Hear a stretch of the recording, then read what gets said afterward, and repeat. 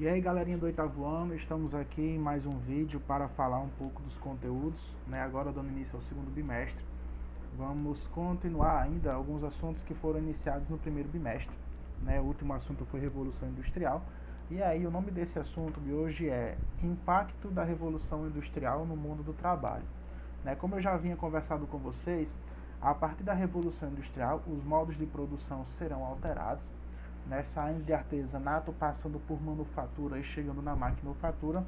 E isso vai fazer com que o acúmulo de riquezas, né, o acúmulo de capital, cresça cada vez mais, gerando assim o início de uma... Já existia, né, a desigualdade social, mas isso vai ficando cada vez mais acentuada dentro desse sistema que estava começando a nascer e se consolidar, que era o sistema capitalista, né, cada vez mais consolidado a partir da Revolução Industrial.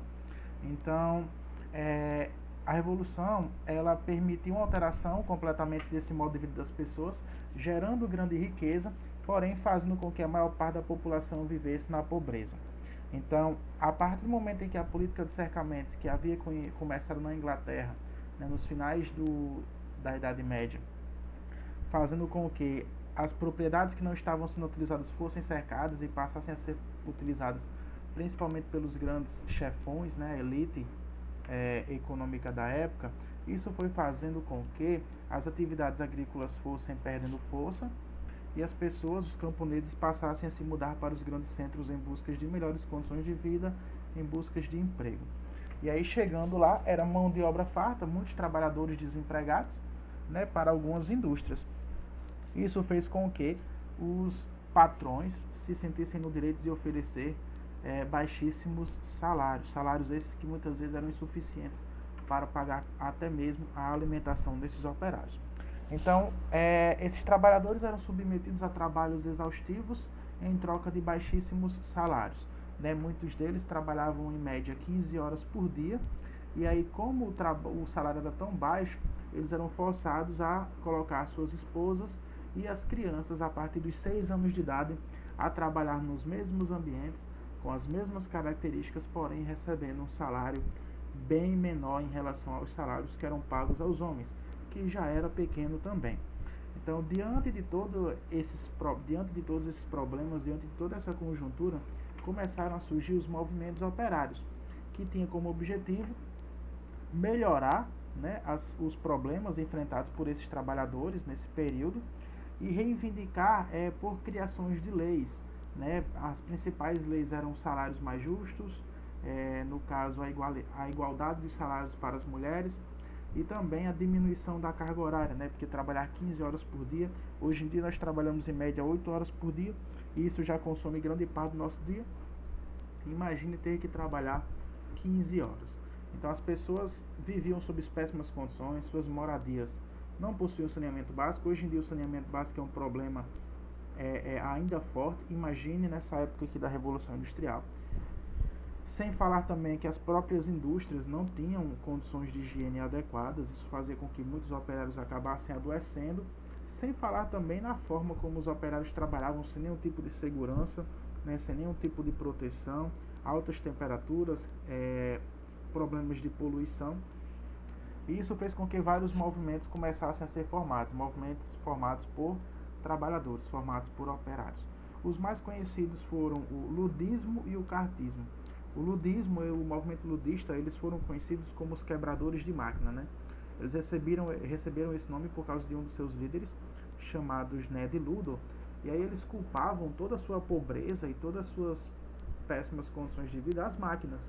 Em vez de culpar o patrão, eles culpavam as máquinas, porque eles diziam que eles recebiam baixos salários e também os casos de desemprego, eles haviam acontecido por causa do surgimento das máquinas.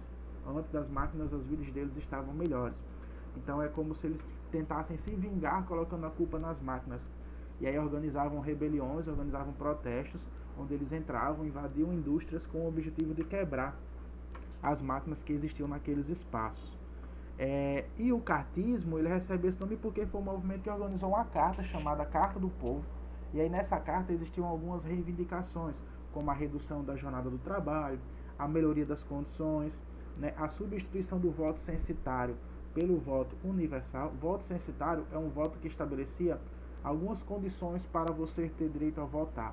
E um dos censos, uma das limitações era a questão da remuneração.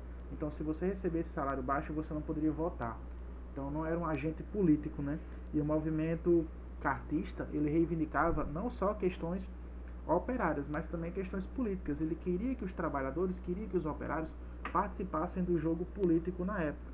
Então, o sufrágio universal, o voto universal, era uma coisa defendida pelo movimento cartista também. E outra coisa, eles queriam também a questão do voto secreto, que até então não existia, né? O voto era aberto.